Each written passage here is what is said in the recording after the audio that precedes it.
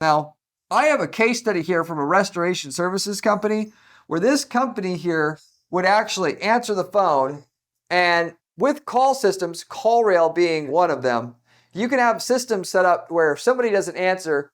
an answering service will answer as a backup. If the answering service doesn't answer after a couple rings, you could have a backup solution, which is the AI solution, answer the phone, which will answer it every time. Given or knowing that, the answering service you should know is a little bit better than the AI agent, not by much and not probably for long.